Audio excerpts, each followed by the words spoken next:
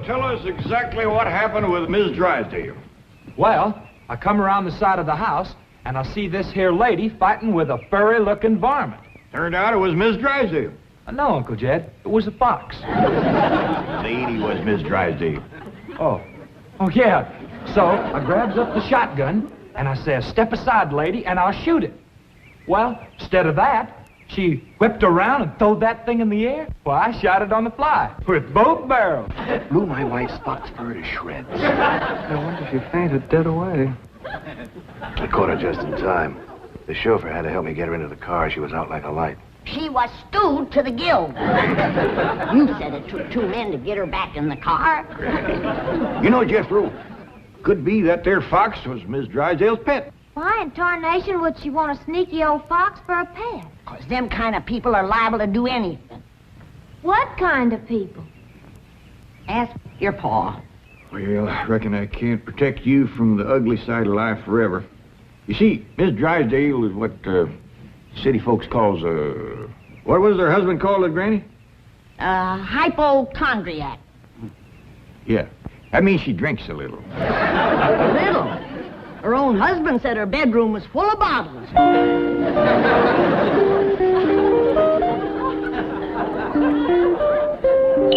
The doctor says she'll sleep for several hours. He gave her a sedative. What about Claude? Oh, she insisted that he have a sedative, too. Poor dog, he's probably the first canine hypochondriac. Well, let's be thankful for one thing, Mr. Drysdale. What's that? The tree outside the window. It completely obscures her view of the Clampett estate. Yes. If that tree should ever lose its leaves and she gets one look at those hillbillies. It shall not happen. The Clampetts have agreed to accompany me to Palm Springs. Fine, fine. Now, you keep them there until I get Margaret back to Boston. Can do and will do. Maybe it's for the best that you know about that poor woman next door, Ellie. Now you can pitch in and help us get her cured. Yep. I'll need you to help find the makings from a sobering up mash. That's what I'll give her first. But Miss Jane said she was taking us to Palm Springs. Folks don't run off and leave the neighbors when he's in trouble. What are you going to need for your sobering up mash, Granny? Well, most of the stuff I got.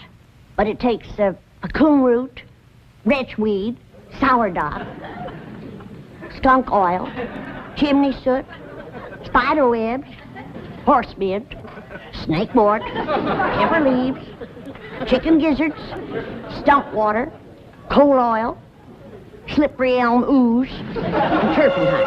And a few more things that's secret. Oh, and the biggest toad you can find. Granny, you use a live toad? That's just for testing. I give it a swaller to see how far it jumps. Last time Granny used a sobering up mash, set a new record. Clean over the top of Alverny Bradshaw's clothesline. That's tall jumping for a toad. Oh, this wasn't no toad. This was Alverny's husband, Homer. It was him Granny was sobering up. Well, Ellie, if you're going out in the brush hunting stuff for Granny, you'd best put on some old clothes. Okay, Pa. Well, let's get it going.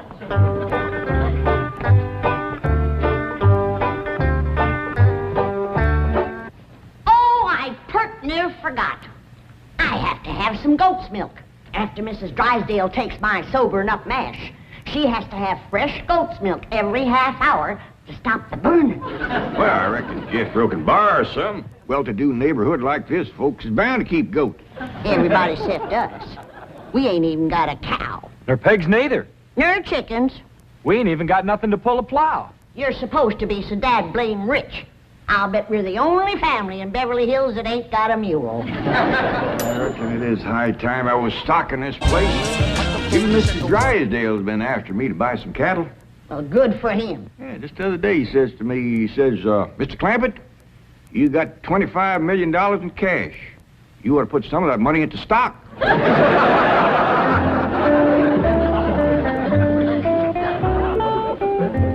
Well, we better get busy now if we're going to find...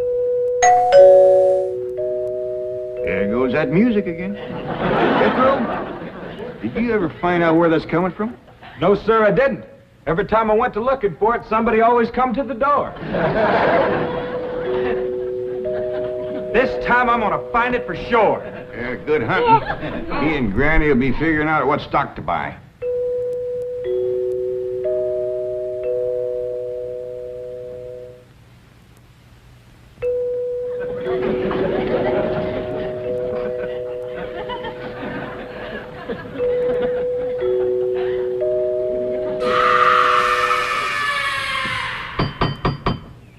Doggone it, never failed. Howdy, Miss Hathaway. Oh, please stop calling me Miss Hathaway. Now, if I can call you by your first name, Jethro, surely you can do the same for me. But, Please? well, howdy, Miss Jethro. How about calling me Jane? I like that better. Well, are we all set to leave for Palm Springs? No, ma'am. Uncle Jed and me's going to town and buy some stock. Stock? Yes, ma'am. Mr. Drysdale, he told Uncle Jed he had ought to put some of his money into stock.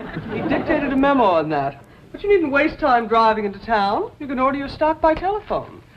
Now, here are Mr. Drysdale's recommendations.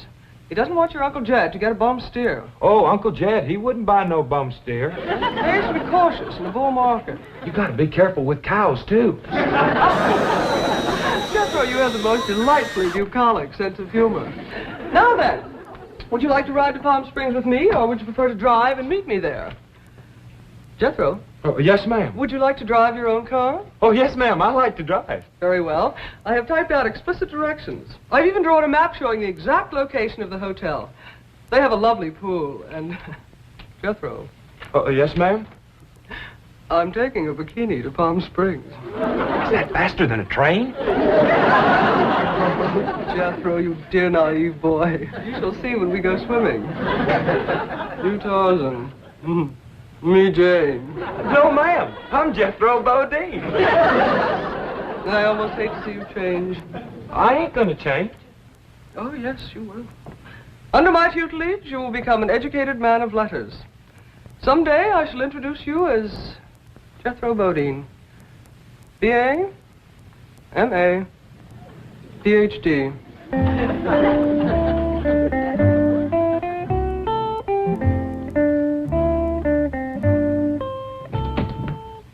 Awful smart woman, but that ain't the way you spell Bodine. All I know is this is the kind of stock Mr. Drysdale thinks is good.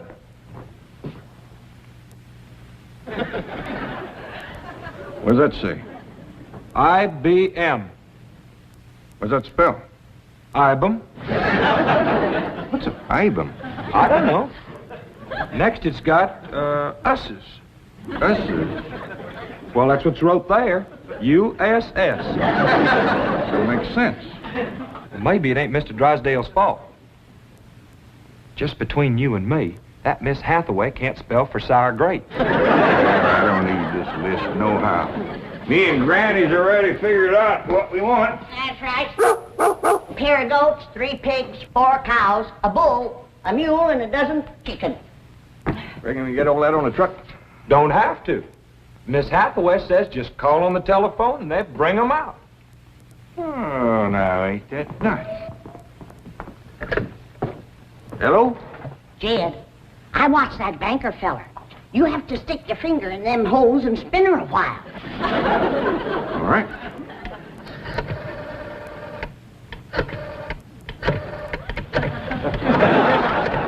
Reckon that ought to do it? Operator. Oh, howdy, ma'am. This here is Jed Clampett. I'd like to buy some stock. What number do you wish? Number? Oh, a couple of goats, 3 pigs, 4 cows, a bull, a mule, and a dozen chickens. I'll give you information. Well, thank you, ma'am. I appreciate all the information you can give me. It's the first time I ever bought stock on the telephone. Perhaps I'd better connect you with a supervisor. 2 heads is better than 1. Supervisor speaking. May I help you? Well, thank you, ma'am. This here is Jed Clampett. I'd like to buy some stock. Do you know the number you wish to reach? Well, that's more or less up to the animals. But the number I want to start with is a couple of goats, 3 pigs, 4 cows, a bull, a mule, and a dozen chickens.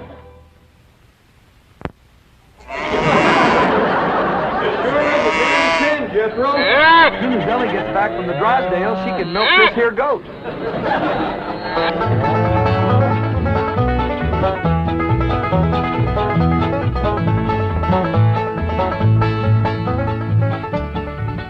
Drysdale sure has got a nice house, ain't he, Granny? Yep. Nice house, nice car, nice job.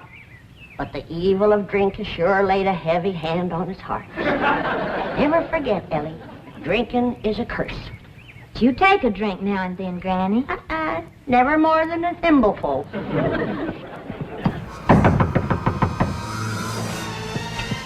Oh, Ellie, you might have to hold Mrs. Drysdale while I spoon the sobering up mash down her.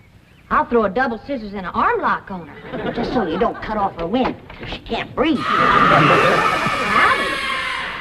We've come to see Miss Drysdale. I'm sorry, madam, but Mrs. Drysdale cannot be disturbed. Are you her kin? I'm a butler. Oh, that must have been her maiden name. You were taking care of her, are you? I am a butler, madam. Well, I'm glad to see that her family ain't ashamed to help her. Whom shall I say called? Well, this here's Granny, and I'm Ellie Mae. Pa and Jethro would have come too, but they're busy with the cattle. Very good. Hold on now. We've come to see Miss Drysdale. Mrs. Drysdale is indisposed, madam. She is not receiving. Oh, still sleeping it off, huh? Well, when she comes to, you just spoon half of this down her and then stand back. Yeah, she'll commence to doing some tall jumping. Don't bite you. We'll be back later with the goat's milk. Want me to stay and help you do for Miss Drysdale? We are managing, thank you. Are you doing the washing and the cleaning and the cooking for her? Certainly not. Oh, just letting it pile up on her, huh? Madam, I am a butler.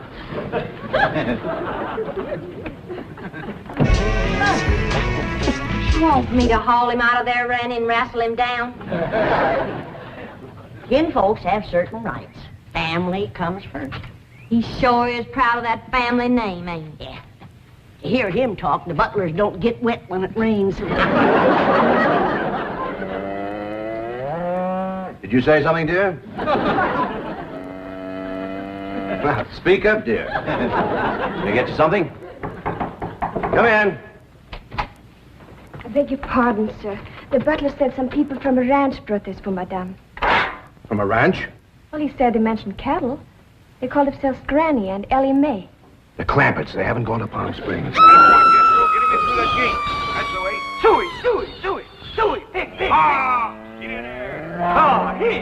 Get in there, pig. Get in, pig. Come on. Get pig. That's the way. Oh, no, surely not. Marie, tell me I'm hearing things. You're hearing things, sir. Cows, chickens, pigs, goats. No.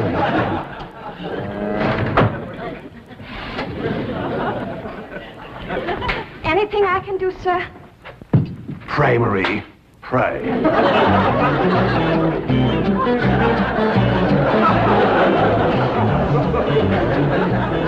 Hold your horses, I'm a-coming.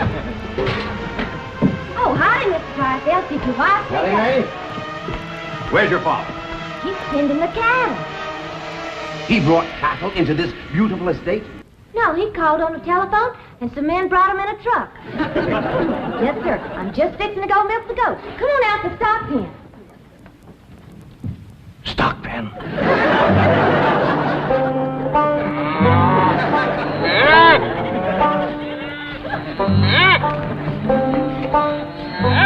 Mr. Drysdale, I finally took your advice and put some of my money in stock. How's that goat milk, Ellie? That's fine, Pop. Sure is a dandy pen, Mr. Drysdale. Yeah, good stout one outside. Of course, that one across the middle ain't so much. Bulls already jumped it twice, and it ain't even mating season.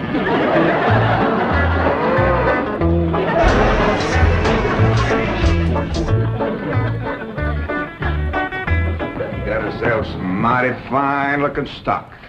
Of course, they need a little fattening up. Mr. Drysdale happy to see him? Granny, he was so happy he couldn't talk. He just kind of hung on a fence and made little gurgling noises in his throat. Well, that poor man has some joy coming to him. I'm glad to be able to help him to forget his trouble for a spell. Here's the goat's milk, Granny. Oh, good, Ellie. Now, you run that right over to Mrs. Drysdale. That sobering up mash smarts considerable unless you follow it up with fresh goat's milk. Ellie, Mr. Drysdale ever find his tongue? Yeah, Pa. Whilst I was milking the goat, I heard him kind of mumbling, like he was giving thanks. He says, "Oh, what have I done to deserve this?" Lord love him. Ain't that pitiful? Oh, hurry, child, now hurry. You know, Granny, it gives a person a mighty good feeling to help a neighbor. You betcha. And he needs us, because his wife's kin ain't no help. Who's that? That high and mighty Mr. Butler. That's who came to the door when Ellie and me took the mash over. Wouldn't let us see Miss Drysdale. Well, now, you can't hardly blame him for not wanting folks to see it. Uncle Jed, the bull jumped that little fence again, so I tied him back over on his side. Where's Mr. Drysdale? I asked him to come in for some coffee. It was the funniest thing what happened to him. You know how he was hanging on the fence of the stock pen, kind of gurgling and mumbling happy-like? Yeah.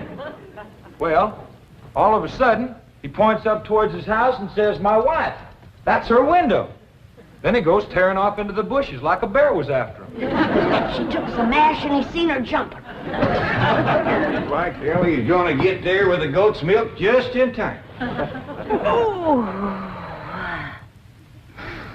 Oh, Sonny, Sonny, your mumsy just had the most ghastly dream.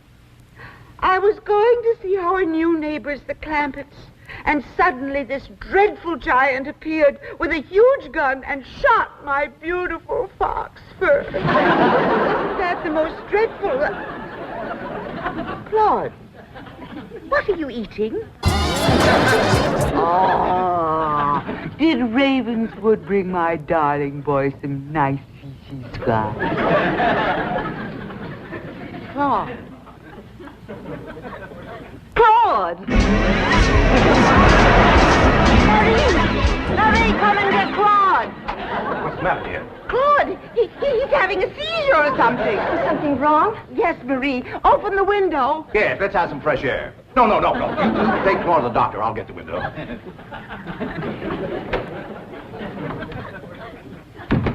Well, darling, how do you feel? Dreadful. My nerves are shattered. Open the window, dear. Well, it might not be good for you, Margaret. Oh, don't be silly, Milburn. I need oxygen. Besides, I adore the fragrance of that jasmine that grows on the fence of that tennis court next door. Now, open the window. All right, dear, but first I have a surprise. Surprise? Don't move. I'll be right back. Granny, that there butler fellow wouldn't let me through that door again. And he wouldn't take this milk, neither. Why not? He said he wouldn't touch nothing more from us without it was sterilized. What's sterilized? Oh, we had that in school once. That means soaked in alcohol. Alcohol? Appears to me like Mr. Drysdale's got two drinkers on his hands. Mrs. Drysdale must be in terrible shape. Fighting me, scratching and clawing people and everything. How do you know? I heard her yelling and screaming clean from upstairs. She says, "Marie, come and get Claude." Sure enough, pretty soon, this poor girl come a-running down yelling, "Take me to the doctor. I got Claude." Family or no family, that woman needs help, and by thunder, she's gonna get it.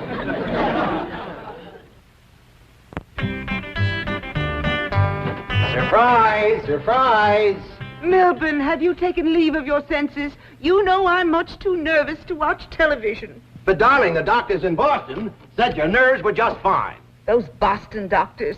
They had the audacity to tell me that I was perfectly healthy. I said, I'm not paying you all that money to tell me I'm healthy. Milburn, I do not want to watch television. Well, you don't have to watch it, dear. Just listen. There's an exciting Western on. Weston, Milburn, shut that off and open the window. I will. Oh, there we are. Milburn, are you going to open the window or am I? I am, dear.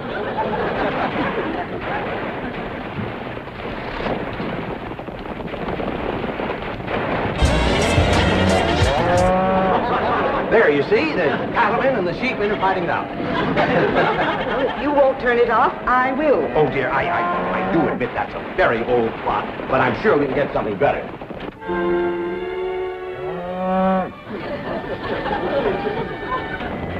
That medical program, go back to that. Well, don't you think that's a bit depressing?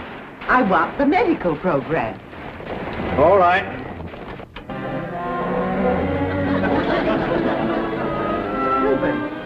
I still hear the cattle and the goats. Yes, you see, this is the latest thing in television program. A medical western. Medical western? Yes, I think it's called Sagebrush Surgeon. That's the window he pointed to right there. I've got to get some fresh goat's milk up to that woman some way.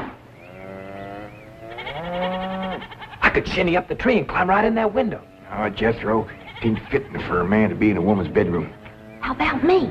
No, Ellie. You're too young to handle somebody wrestling in the grip of old John Barleycorn. I gotta get up there and have a goat handy to milk ever so often. I think I got it figured out, Granny. What? I'll get a rope, throw it over that limb, hoist you up to the window. Jethro, you get that Mr. Butler away from the front door. Then, Ellie, you take the nanny goat, lead it upstairs to her room for Granny. All right, Pa. But that little goat ain't gonna do nothing unless it's got that little chicken sitting on his back. That's all right. Raw egg ain't going to do Mrs. Drysdale a bit of harm.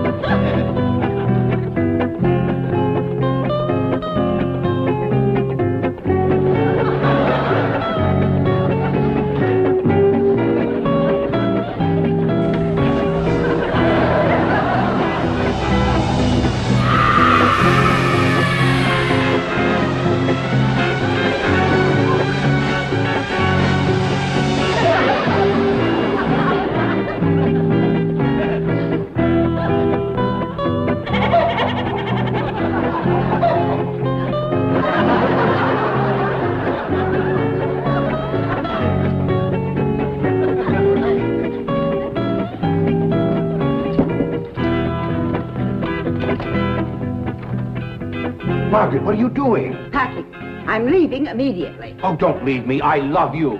I love you too, Milburn. Why don't you come to Boston with me? You haven't seen Sonny for a long time. I don't understand. Why have you suddenly decided to go back to Boston? To see those doctors. Let them dare to tell me now I don't have a nervous condition. I'm even having hallucinations. It's wonderful. Hallucinations? I just saw a witch fly by that window, and there's a goat in the bathtub with a chicken riding on its back. Oh, you couldn't see them, dear. Only someone with my shattered nervous system. There goes the witch again. Oh, Melvin, I'm the happiest woman in the world. It's marvelous. Wait until those doctors hear this. Can't get in the attic and she won't open the window. Heist me up again. Here, Milburn. Let's have a vitamin toast to my coming wife.